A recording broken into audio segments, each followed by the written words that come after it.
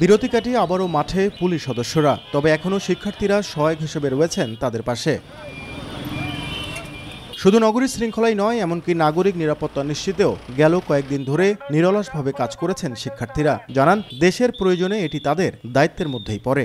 দেশের এই অস্থিতিশীল পরিবেশের কারণে সাধারণ মানুষ যানজটের মুখে পড়তেছে, সেক্ষেত্রে আমরা তাদের সাহায্য করার জন্য এখানে নেমেছি। সড়ক আইন শৃঙ্খলাটা সেটা যদি নিরাপদ এবং সুনির্দিষ্টভাবে সচল থাকে, সেজন্য আমরা আমাদের এই কার্যক্রমটি চালিয়ে যাচ্ছি। কয়েকদিন ধরে থানাগুলোর কার্যক্রমে গতি না থাকলেও স্বরাষ্ট্র উপদেষ্টার আশ্বাসের পর কাজে ফিরেছে পুলিশ সদস্যরা। পুলিশের ঊর্ধ্বতন কর্মকর্তারা বলছেন, জনগণকে সাথে নিয়ে হারানো গৌরব ফেরাতে সম্মিলিতভাবে কাজ করবেন তারা।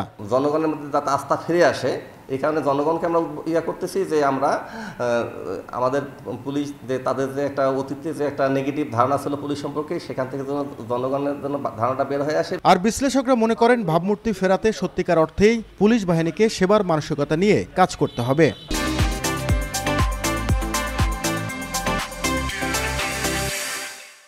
প্রশাসনকে নিয়ে যেন আমরা দলবাজি না করি, দলের জন্য হীন স্বার্থ হাসিলের চেষ্টায় লিপ্ত না হই, আমাদেরকে সেই জায়গাটায় খেয়াল রাখতে হবে। জনগণের সেবক হয়ে তাদেরকে সত্যিকার অর্থে কাজ করতে হবে। এখানে কোনো অন্যায় অবিচার করা যাবে না। 6 আগস্ট থেকে কর্মক্ষেত্রে নিরাপত্তা সহ কয়েক দফা দাবিতে কর্মবিরতির ঘোষণা দিয়েছিল বাংলাদেশ পুলিশ অধস্তন কর্মচারী সংগঠন। নাজমুল ইসলাম নিশাদ, সময় সংবাদ, রংপুর।